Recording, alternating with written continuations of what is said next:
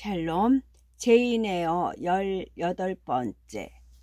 그 얼굴은 낯이 익었다. 미지의 사나이 메이슨 씨였다. 그의 셔츠 한쪽 소매와 한쪽 팔이 피에 흠뻑 젖어 있었다. 촛불을 들어요. 로체스터 씨의 지시대로 나는 촛불을 받아 들었다. 그는 세면대에서 대야를 가져왔다. 이걸 들고 있어요. 나는 그대로 따랐다. 그는 내 손에서 해면을 받아 대야의 물에 적시더니 송장 같은 메이슨 씨의 얼굴을 훔쳤다. 그러고는 염제 약병을 건네받아 그의 콧구멍에 갖다 댔다. 곧 메이슨 씨는 눈을 뜨면서 앓는 소리를 냈다. 로체스터 씨는 상처 입은 사람의 셔츠를 펼쳤다. 그의 발과 어깨에 붕대가 감겨 있었다. 로체스터 씨는 계속 흘러내리는 피를 해면으로 닦아냈다. 중상이지. 메이슨 씨가 중얼댔다. 바보같이. 괜찮아. 살짝 긁혔을 뿐이야. 이 사람아. 그렇게 축 늘어지지 말고 제발 기운 좀 차리게. 지금 외과 의사를 불러올 테니 아침이면 자네는 딴 곳으로 옮겨져 있을 거야. 그러고는 나에게 말했다. 당신은 이 방에서 한두 시간쯤 이 사람과 같이 있어요. 내가 지금 한 것처럼 피가 흐르면 해면으로 닦아내고 이 사람이 정신을 잃는 것 같으면 저 세면대에 있는 물을 마시게 하고 염제를 코에 갖다 대시오. 당신은 무슨 일이 있어도 이 사람에게 말을 걸면 안 돼요. 그리고 리처드, 자네가 이 여자에게 말을 걸면 자네의 생명을 보장할 수 없네. 입을 열면 그 다음에는 어떻게 될지 난 책임 못 지네. 가엾은 남자는 다시 신음소리를 냈다. 몸을 움직일 수 없는 것 같았다. 죽음의 공포인지 아니면 무슨 다른 공포가 그의 숨통을 틀어막고 있는 듯했다. 로체스터 씨는 피에 흠뻑 젖은 해면을 내 손에 쥐어주었다. 나는 그가 하던 대로 해면으로 닦기 시작했다. 그는 잠시 나를 지켜보다가 명심해요. 아무 말도 해서는 안 돼요 하고 방을 나가버렸다. 열쇠 돌리는 소리가 나고 뒷이어 점점 멀어지는 그의 발소리가 사라졌을 때 나는 묘한 기분에 빠졌다. 나는 3층의 비밀스러운 골방에 갇혔다. 밤의 어둠 속에서 내 눈과 손 밑에는 피투성이 장백한 남자가 있었다. 여자 살인자와 나 사이에는 달랑 문 하나밖에 없었다. 그렇다. 등골이 오싹한 상황이었다. 다른 일은 참을 수 있었지만 그레스폴이 달려들 생각을 하니 소름이 끼쳤다.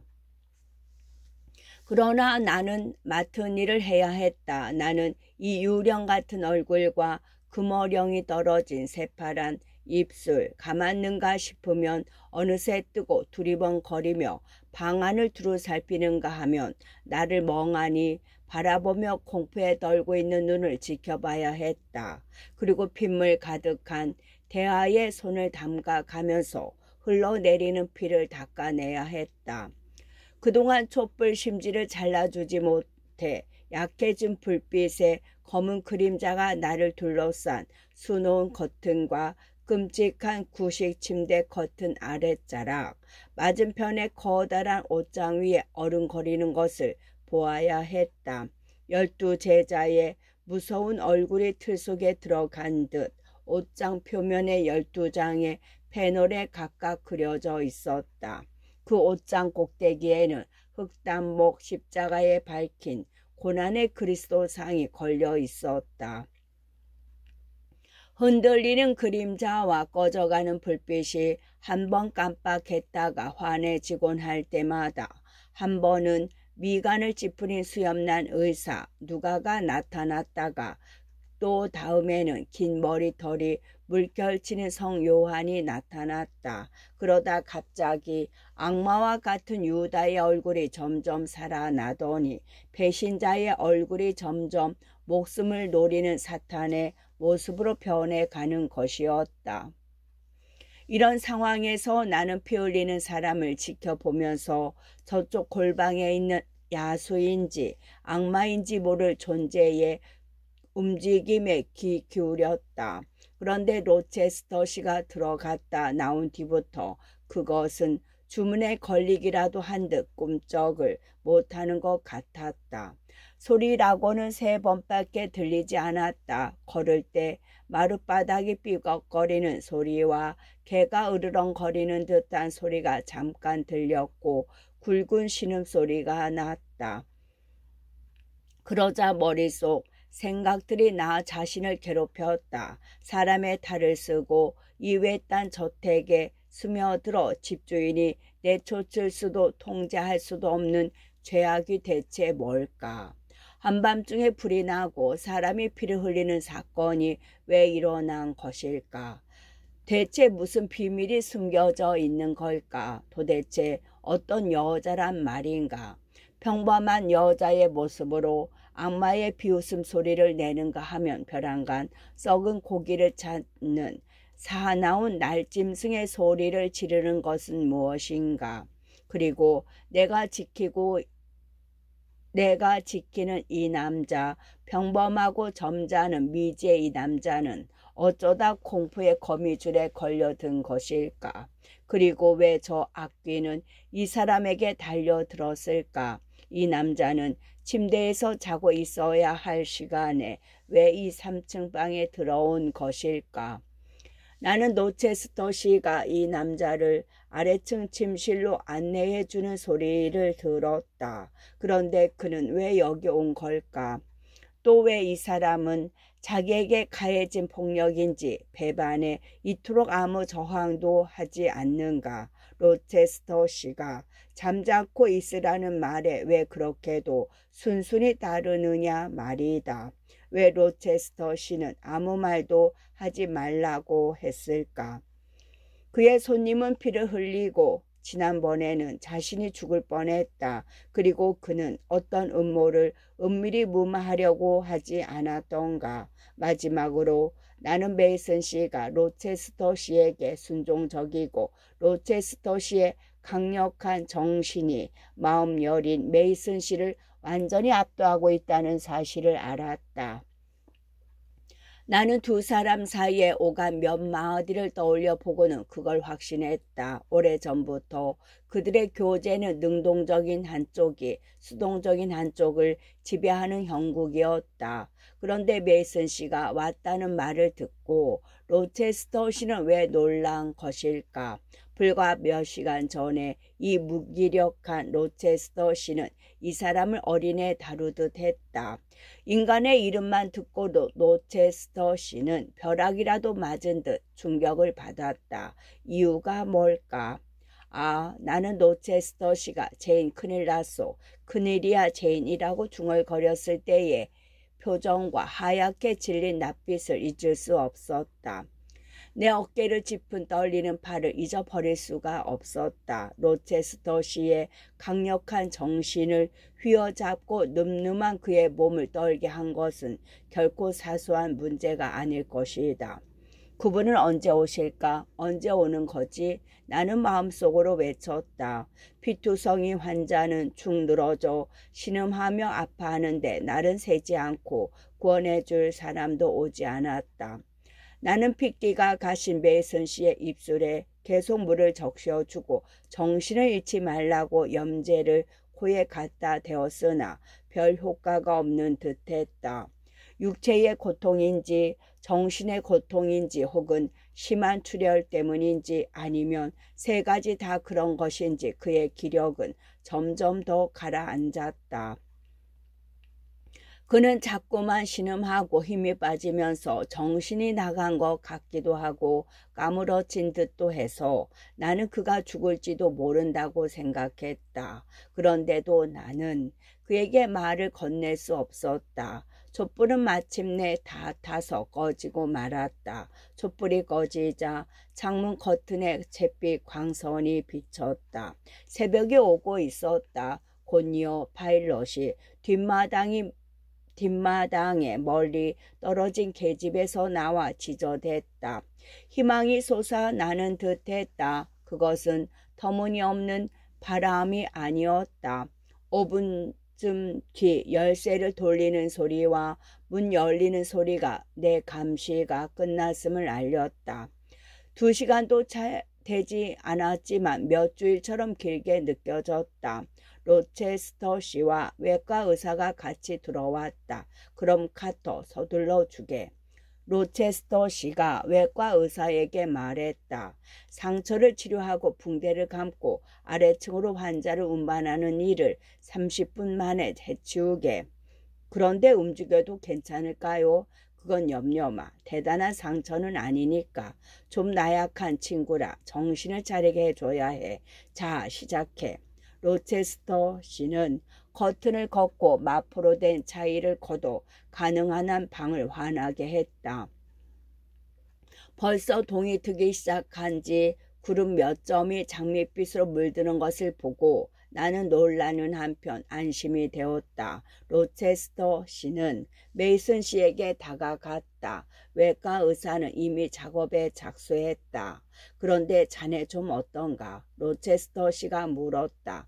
그녀 때문에 난 틀렸어. 메이슨 씨가 희미하게 대답했다.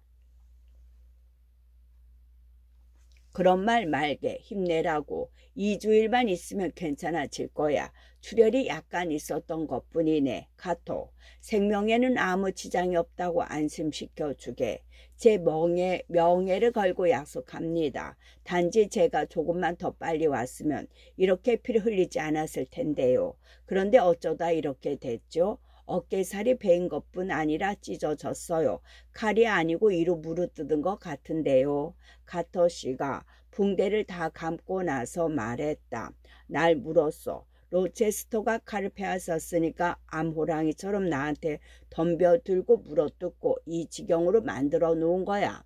메이슨 씨가 낮은 목소리로 말했다. 물러서지 말아야 했어. 맞서 싸워야 했어. 로체스터 씨가 말했다. 그렇지만 그 상황에서 어떻게 그러겠나. 정말 끔찍해. 메이슨 씨가 대꾸했다. 그는 몸서리치면서 덧붙였다. 이럴 줄은 상상도 못했어. 처음에는 그렇게 얌전하더니 내가 경고했잖아. 내가 말했지. 가까이 갈 때는 조심하라고. 그리고 오늘 나랑 같이 가면 됐을 것을. 밤에 더구나 혼자 가는 건 바보 같은 짓이야. 그의 친구가 말했다. 조금이나마 도움이 될까 하고 생각해서 그랬던 거야. 생각이라고. 그 말을 들으니 도저히 못 참겠군. 하지만 자네는 결국 변을 당했어. 내 충고를 무시했으니 그래도 싸지.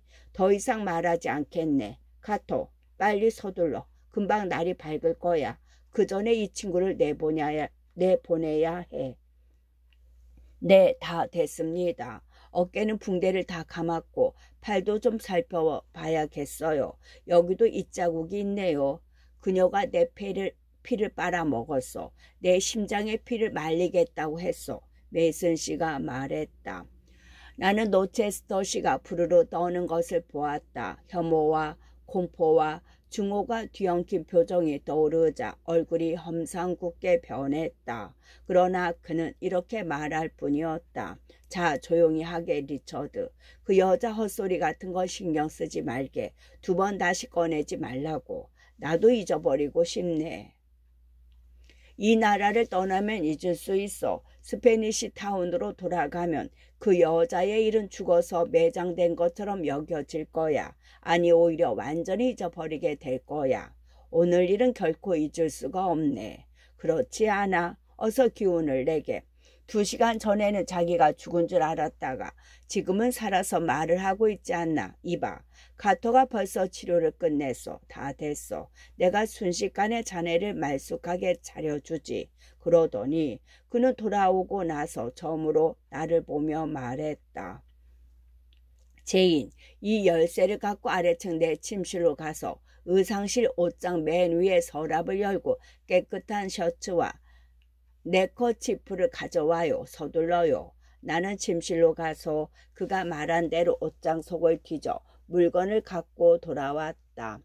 당신은 침대 저쪽에 가 있어요. 이 친구 옷을 갈아입혀야 하니까. 하지만 나가지는 말아요. 또 부탁할 게 있으니까.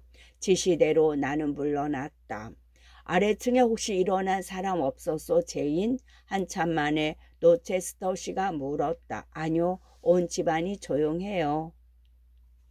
감쪽같이 자네를 내보내주지, 리처드. 그러는 것이 자네나 저기 있는 가련한 인간에게 좋을 걸세. 오랫동안 남에게 들키지 않으려고 애써 왔는데 새삼 드러나면 곤란해. 이봐, 카터. 위도 좀 입혀주게. 털 외투는 어디 있나? 이 추운 날 털 외투 없이 1마일도 못 가지. 자네 방에 있나? 제인, 메인스 시방, 그러니까 내 침실 옆방에 가서 털 외투 좀 가져와요. 나는 다시 내려가 안팎과 가장자리에 털 가죽을 댄 크고 무거운 외투를 들고 돌아왔다. 이번에는 좀 다른 부탁이 있어. 주인이 지칠 줄 모르고 말했다. 내 방에 한 번 더 다녀와야겠소. 벨벳 실내화를 신고 있어 천만 다행이요.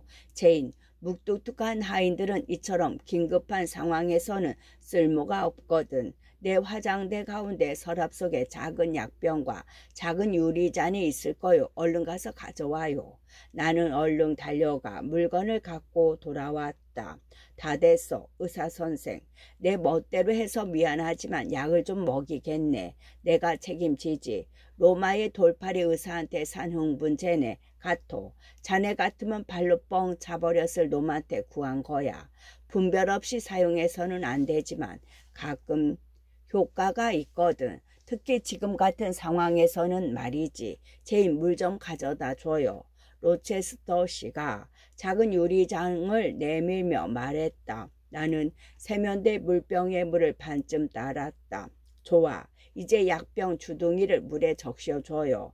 나는 그대로 했다. 그는 물잔에 진홍빛 약물을 한두 방울쯤 떨어뜨려 메이슨 씨에게 주었다. 마시게, 리처드. 1시간 정도 기력을 차릴 수 있을 거야. 괜찮을까? 염증이 생기지 않을까? 그냥 마시라고. 메이슨 씨가 약물을 마셨다. 버텨도 소용없다는 것을 알기 때문이었다. 그는 벌써 옷을 다 차려입고 있었다. 얼굴은 창백했으나 피투성이는 아니었다. 로체스터 씨는 메이슨 씨가 약을 마시고 나서 3분 정도 기다렸다가 그의 팔을 잡았다. 혼자 일어설 수 있겠지. 한번 일어나 보게. 환자가 일어섰다. 가토, 반대쪽 어깨 좀 부축하게. 리처드, 힘내서 걸어보게. 옳지, 그래. 기분이 좀 나아진 것 같아. 메이슨 씨가 말했다. 그렇고 말고 로체스터 씨는 대꾸하고는 나를 보며 말했다. 제인, 이번에는 당신이 먼저 뒤쪽 층계를 통해 뒷마당으로 나가서 역마차 마부한테 곧 나올 테니 준비하라고 일러줘요. 자갈길을 덜 거덕거리면 안 된다고 주의를 줬으니 어쩌면 문 밖에 있을지도 모르지만, 그리고 혹시 다른 인기척이 나거든 층계 밑에서 기침을 해요. 벌써 5시 30분이었다. 동이 트려는 참이었으나 부엌에는 아직 불이 켜지지 않았고 조용했다. 뒷문은 닫혀 있었다. 나는 소리 나지 않게 문을 살며시 열었다. 뒷마당은 조용했으나 대문이 열려 있었다. 마구를 착용한 말과 역마차가 보였다. 마부는 마차 밖에 마련된 마부석에 앉아 있었다. 나는 그에게 다가가 지금 신사분들이 나오신다고 일렀다. 그는 고개를 끄덕였다. 그리고 나는 조심스럽게 주위를 둘러보고 귀를 기울였다. 온 집안이 이른 아침에 고요 속에 잠들어 있었다. 하인들 방에 아직 커튼이 드리워 있었다. 조그만 새들은 꽃이 하얗게 핀 과수원 나무에서 쥐저기고 있었다. 뒤뜰 한편에 둘러친 담장 위에 하얀 화환처럼 나뭇가지가 드리워 있었다. 좁은 마구간에서 말들이 말굽으로 바닥을 구르는 소리가 간간히 들릴 뿐 사방이 조용했다. 신사들이 나타났다. 메이슨 씨는 로체스터 씨와 외과 의사의 부축을 받아 별로 힘들지 않은 듯했다. 두 사람은 메이슨 씨를 마차에 태웠고 카터 씨가 뒤따라 올라탔다. 잘 좀 돌봐주게. 로체스터 씨가 카터 씨에게 말했다. 다 나을 때까지 자네 집에 모시게. 나도 일간 차도를 보러 들을 테니. 리처드, 기분이 좀 어떤가? 로체스터, 바깥 공기를 마시니 살 것 같네. 이 사람 쪽 창은 열어두게. 카토, 바람이 불지는 않으니까 잘 가게 딕. 로체스터, 왜 그러나? 그녀를 부탁하네. 잘 대해주게, 그녀를. 그러더니 메이슨 씨는 말을 잇지 못하고 울음을 터뜨렸다. 최선을 다하지. 지금까지 그래 왔듯이 앞으로도 그럴 거야. 로체스터 씨가 대답하며 마차 문을 닫았다.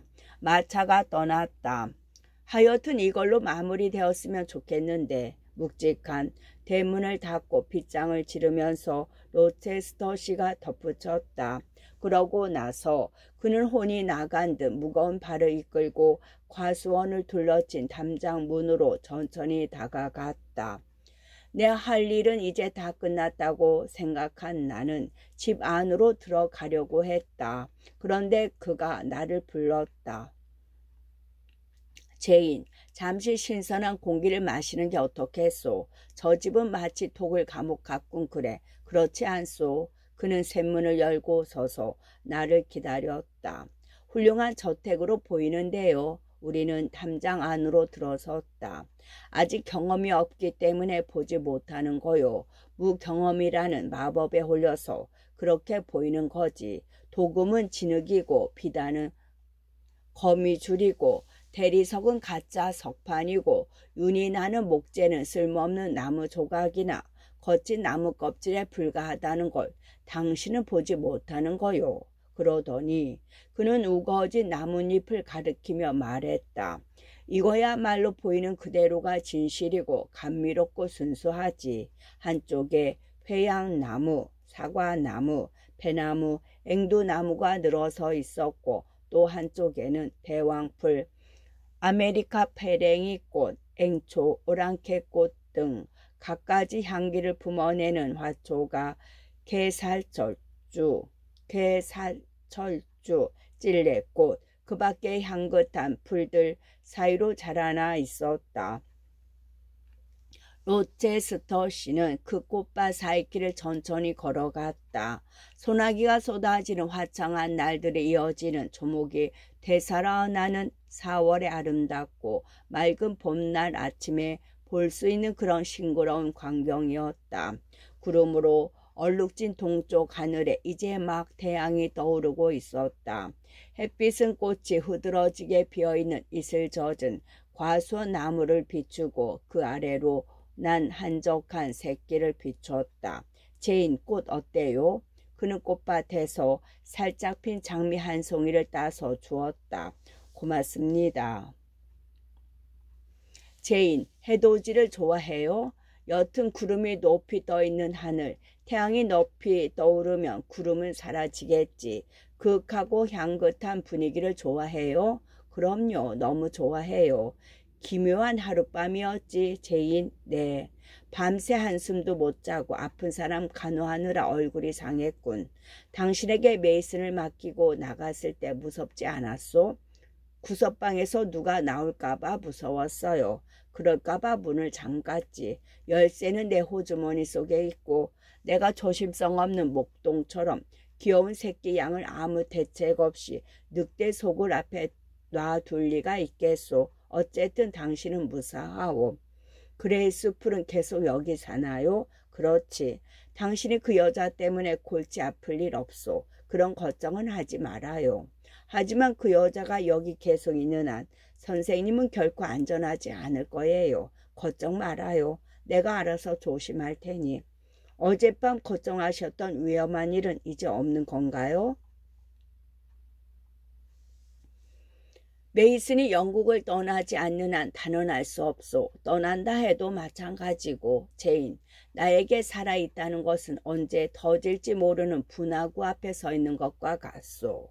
하지만 메이슨 씨는 선생님의 의지대로 좌우할 수 있는 분 같아요. 선생님은 그분에게 절대적인 영향을 미치고 있어요. 그분이 선생님께 반항하거나 해코지할 것처럼 보이지 않아요. 그건 맞소. 메이슨은 고의로 해를 끼치지는 않을 거요. 하지만 그가 생각 없이 짓거린 한마디가 그 즉시 내 생명은 아니더라도 내 행복을 영영 앗아갈지도 모르지. 메이슨 씨한테 조심하라고 단단히 이르세요. 그리고 선생님께서 걱정하시는 점을 얘기하고 위험을 모면하는 법을 알려주세요. 로체스터 씨는 귀엽다는 듯이 웃으며 내 손을 덥석 잡았다가 얼른 놓았다. 내가 그렇게 할 수 있다면 그게 위험한 것이겠소. 이 순진한 아가씨야. 지금 당장은 위험이 사라졌지. 내가 메이슨을 알게 된 뒤부터 그에게 이렇게 해라고 하면 당장 그렇게 했지. 그러나 이번에는 그렇게 명령할 수 없소. 리처드, 나한테 해를 입히지 않도록 주의해라고 말할 수는 없소. 메이슨은 자신이 나에게 해를 입힐 수 있다는 것을 절대 알아서는 안 되기 때문이지. 어리둥절한 모양이군. 좀 더 어리둥절하게 해줘야겠소. 당신은 내 친구지? 저는 선생님을 도와드리고 싶어요. 옳은 일이라면 무엇이든 원하시는 대로 해드리고 싶어요. 바로 그거요. 난 알고 있소. 당신이 나를 도와줄 때, 나를 기쁘게 해주려고 할 때, 이를테면 당신이 말한 것처럼 옳은 일이라면 무엇이든 나를 위해 나와 함께할 때 당신의 걸음걸이, 몸짓, 눈빛, 얼굴의 진정으로 흡족한 기색이 어리는 것을 보았지. 당신이 옳지 않다고 생각하는 일을 시켰다면 당신의 걸음은 가볍지도 않을 것이고 민첩하게 움직이지도 않았을 것이며 총기 있는 눈빛과 생기 넘치는 표정도 아니겠지. 그럴 때 당신은 침착하고 창백한 얼굴로 안 돼요. 그건 잘못이에요. 옳지 않은 일은 할 수 없어요. 라고 말하겠지. 당신은 항성처럼 변함이 없어. 당신은 어느 정도 나에게 영향력을 발휘할 수 있어. 나에게 상처를 줄 수도 있어. 당신은 성실하고 나긋나긋하기는 하지만 지금 당장이라도 나를 찌를지도 모르지. 내 약점을 알려주지 말아야겠소. 선생님이 저를 두려워하지 않듯이 메이슨 씨에게도 그렇다면 안전한 거 아닌가요? 제발 그랬으면. 제인, 여기 정자에 앉아요. 담 한가운데에 담쟁이 덩쿨이 한데 엉켜 올라간 아치 밑에 놓인 통나무 벤치를 두고 정자라고 한 것이었다. 로체스터 씨는 내 자리를 남기고 앉았다. 하지만 나는 그 앞에 서 있었다. 앉아요. 두 사람이 충분히 앉을 수 있어. 내 곁에 앉기 싫은 건 아니겠지. 이것도 옳지 못한 일이오, 제인? 대답 대신 나는 거기에 앉았다. 거절하는 것도 바보 같은 짓이었기 때문이다. 그런데 친구, 아침 이슬이 아직 고여있는 동안 고색 창연한 뜰에 핀 꽃들이 기지개를 켜고 새들이 손필드에서 아기 새에게 아침밥을 날라다 주는 동안, 그리고 일찍 일어난 꿀벌들이 부지런히 일하는 동안 당신에게 한 가지 예를 들어 얘기하겠소. 자기 일이라고 가정하고 들어줘요. 우선 내 얼굴을 봐요. 당신 마음이 놓이는지, 당신을 붙잡고 있는 것은 옳지 못한 일이라고 생각하는지 말해봐요. 아니요, 저는 좋아요. 그렇다면 제인, 상상해봐요. 가령 당신이 명문가에서 태어나 좋은 교육을 받은 소녀가 아니라 어릴 때부터 오늘날까지 제멋대로 자란 천방지축 소녀라고 가정해 보시오. 머나먼 외국 땅에 사는데 거기서 크나큰 과오를 범했다고 생각해봐요. 어떤 과오이며 동기가 무엇인지는 아무래도 좋아. 다만 과오의 결과가 한평생 죽을 때까지 당신을 따라다니면서 삶을 망친다고 합시다. 알겠소? 난 어떤 범죄를 말하는 것이 아니오. 법률의 제재를 받는 그런 종류의 범죄 행위를 말하는 게 아니오. 내가 말하는 건 과오요. 당신이 범한 과오가 당신을 끊임없이 괴롭혀 벗어나려고 온갖 방법을 강구하는 거야. 정상적인 행위는 아니지만 법에 저촉되거나 질타를 받을 만한 그런 것도 아니오. 그러나 당신은 불행하오. 인생으로 들어가는 문 앞에서 희망이 사라졌기 때문이지. 당신의 젊은 시절은 일식처럼 한낮에도 어두컴컴하고 해가 질 때까지 어둠이 사라지지 않은 것 같지. 지긋지긋하고 남 부끄러운 기억만이 유일한 양식인 셈이지. 당신은 안식과 쾌락적인 행복을 쫓으며 정처 없이 떠돌아 다닌단 말이요. 여기서 말하는 쾌락이란 이성을 마비시키고 감정을 소진하는 가혹한 관능을 말하는 거요. 몇 해 동안 스스로 택한 귀양살이를 끝내고 지친 마음과 시든 영혼을 안고 당신은 고향에 돌아왔소. 당신은 새 친구를 사귀었지. 어디서 어떻게 사귀었는지는 중요하지 않아. 어쨌든 당신은 20년 동안 찾아 헤맸으나 한 번도 만나지 못했던 선하고 밝은 성품을 이 새로운 친구에게서 발견한 거요.